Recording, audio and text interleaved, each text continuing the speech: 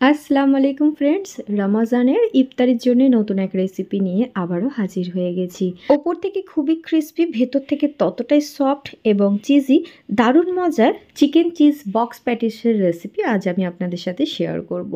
খেতে যেমনই মজার, বানানো কিন্তু খুবই সহজ।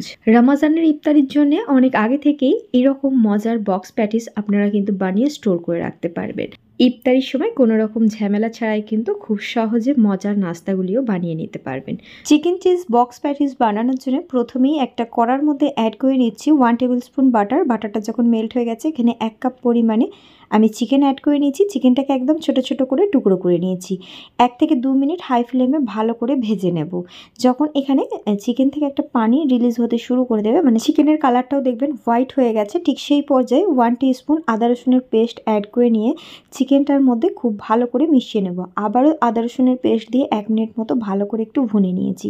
এবারে এখানে একে একে মশলা অ্যাড করব। প্রথমে 1 টিস্পুন গোলমরিচের গুঁড়ো, স্বাদ মতো লবণ এখানে অ্যাড করে নিচ্ছি, half teaspoon Kashmiri red chilli powder, তার সাথে 1 টিস্পুন অ্যাড করে নেব চিলি ফ্লেক্স, তার সাথে এখানে আমি অ্যাড করে নিচ্ছি 1 টিস্পুন একটু চাট মশলা, এখানে হাফ টিস্পুন দিয়ে দেবো ভেজে নেওয়া জিরের গুঁড়ো। এই মশলাগুলো দিয়ে চিকেনটাকে ভালো করে একটু ভুনে নেব। 1 থেকে 2 মিনিট একটু ভালোভাবে হাই ফ্লেমে ভুনে নেওয়ার পর এখানে আমি পানির বদলে একটু চিকেনের স্টক অ্যাড করে নিচ্ছি। আপনারা এখানে পানিটাও ব্যবহার করতে পারবেন। আমার হাতের কাছে চিকেনের স্টকটা ছিল বলে আমি চিকেন স্টকটা অ্যাড করে নিয়ে খুব ভালো করে মিশিয়ে নেব। আর হাতের কাছে যদি এখানে চিকেন পাউডার থাকে, সেটাও কিন্তু 1 চা চামচ পরিমাণে অ্যাড করে নিতে পারেন। যেহেতু চিকেন স্টক দিয়েছি, তার জন্য আলাদা করে চিকেন পাউডার অ্যাড করলাম না। ঢাকনা চাপা দিয়ে এটাকে প্রায় আমি 5 মিনিট মতো কুক করে নিয়েছি। 5 মিনিট পর ঢাকনা খুলে এটাকে নাড়াচাড়া করে নিচ্ছি। এখানে কিন্তু চিকেনটা প্রায় সিদ্ধ হয়ে গেছে। যেহেতু খুবই ছোট ছোট করে কাটা আছে, সিদ্ধ হতেও বেশি সময় লাগে না। এবারে এখানে কিছু কিছু ভেজিটেবল অ্যাড করব। প্রথমে পেঁয়াজ কুচি দিচ্ছি, তারপর গাজর কুচি দিয়ে নিচ্ছি, তার সাথে এখানে কিছুটা ক্যাপসিকাম কুচি অ্যাড করে নিচ্ছি। মানে আমি এখানে গ্রিন ক্যাপসিকামও দিচ্ছি, তারই সাথে হলুদ ও লাল ক্যাপসিকাম কুচিও অ্যাড করে নিয়েছি। হাতের কাছে যদি হলুদ আর লাল ক্যাপসিকাম না থাকে, পুরোপুরি স্কিপ করে দেবেন। হাই ফ্লেমে চিকেন আর সবজিগুলোকে খুব ভালো করে একবার এইভাবে করে ফ্রাই করে নেব। এবার আমি প্রায় 2 মিনিট মতো ফ্রাই করে নিয়েছি হাই ফ্লেমে। গ্যাসের ফ্লেমটা লো করে দিচ্ছি। এখানে আমি দিয়ে দিচ্ছি 1 টেবিল স্পুন ভিনিগার, এখানে 1 চা চামচ পরিমাণে আমি দিয়েছি অরিগ্যানো, তার সাথে 1 টেবিল স্পুন দিয়েছি টমেটো কেচাপ। সব কিছুকে দিয়ে ভালোভাবে একবার মিক্স করে নিচ্ছি। আপনারা এই পর্যায়ে চিজ অথবা একটু মায়োনিজও অ্যাড করতে পারেন, তবে আমি এই পর্যায়ে অ্যাড করব না। এখানে কিন্তু আমাদের চিকেন ফিলিংসটা রেডি হয়ে গেছে। গ্যাসের ফ্লেমটা অফ করে এটাকে নামিয়ে নেব।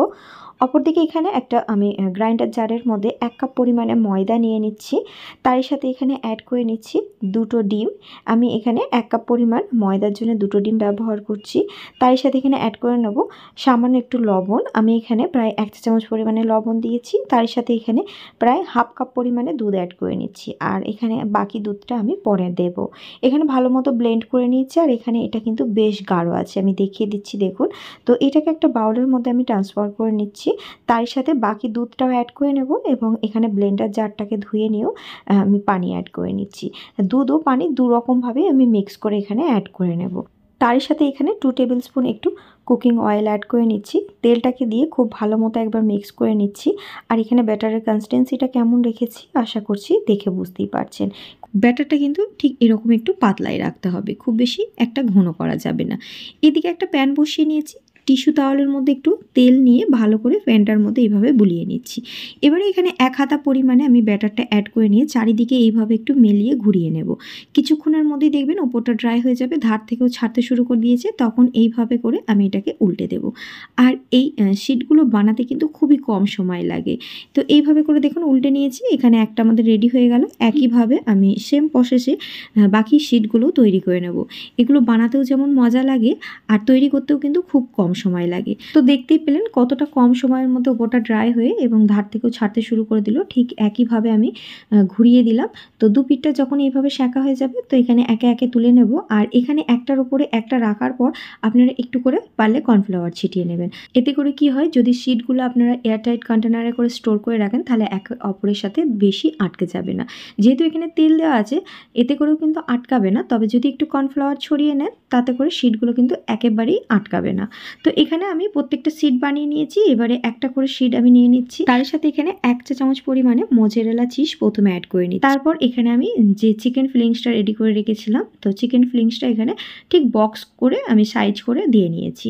এবারে দেখুন এটাকে আমি কেমনভাবে মুড়িয়ে নিচ্ছি। দু পিঠটা যেমন আমরা পরোটা মুড়িয়ে থাকি ঠিক সেরকমভাবে এটা আমি মুড়িয়ে নিয়ে একটু নিচে আমি ময়দা ও পানির একটা ঘন ব্যাটার রেডি করে রেখেছিলাম, সেটা এইভাবে একটু সামান্য ব্রাশ করে নিয়ে এইভাবে করে আটকে দেব।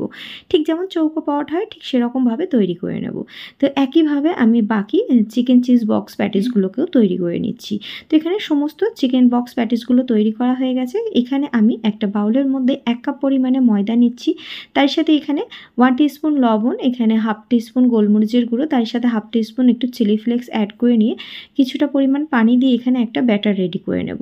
ব্যাটারটা খুব একটা বেশি একবারে ঘন হবে না, আমি দেখিয়ে দিচ্ছি ব্যাটারটা ঠিক কীরকম রাখতে হবে। ব্যাটারের কনসিস্টেন্সিটা একটু আপনাদের দেখে বুঝে নিতে হবে।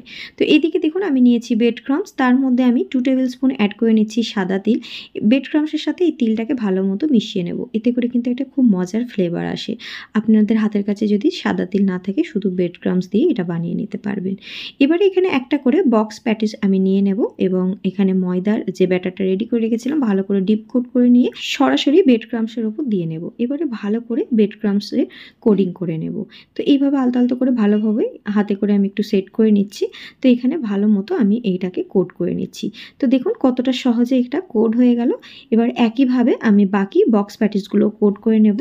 একইভাবে এখানে সমস্ত চিকেন বক্স প্যাটিস আমার তৈরি হয়ে গেছে। এবারে যে কোনো এয়ারটাইট কন্টেনারে হোক অথবা পাইপিং ব্যাগেই হোক আপনারা এগুলোকে কিন্তু খুব সহজেই রমজানের ইফতারির জন্য স্টোর করে রাখতে পারেন। এগুলো মাস জুড়ে আপনারা সংরক্ষণ করে রাখতে পারবেন ফ্রিজে, কোনো রকম কিন্তু খারাপ হয়ে যাওয়ারও ভয় থাকবে না। এবারে যখন গরম গরম ভাজবেন অবশ্যই এগুলোকে একটু ফ্রিজে রেখে সেট করে নেবেন। তারপর এখানে গরম তেলের মধ্যে একে একে ভেজে নেবেন। খুব কম সময় লাগে এগুলো ভাজতে। হাই ফ্লেমে দিয়ে উল্টে পাল্টে এখানে ভালো করে চিকেন চিজ বক্স প্যাটিসগুলো ভেজে নেব। আর দেখুন মাশাআল্লাহ কতটা সুন্দর ফুলকো ফুলকো হয়ে গেছে। তো এইগুলোকে উল্টে পাল্টে ভালো করে ভেজে নিয়েছি এবং তেল ঝরিয়ে ঝরিয়ে ভালো করে এখানে চিকেন চিজ বক্স প্যাটিসগুলোকে তুলে নেব। আর এখানে সাদা তিলগুলো কতটা সুন্দরভাবে ফুটে উঠেছে দেখে বুঝতেই পারছেন। ব্রেড ক্রাম্বসের মধ্যে একটু সাদা তিল এইভাবে মিশিয়ে দিলে কিন্তু দেখতে যতটা ইউনিক লাগে মুখে পড়লে খেতেও বেশ মজার লাগে। মাশাআল্লাহ দেখুন লুকটা কতটা মজার এসেছে।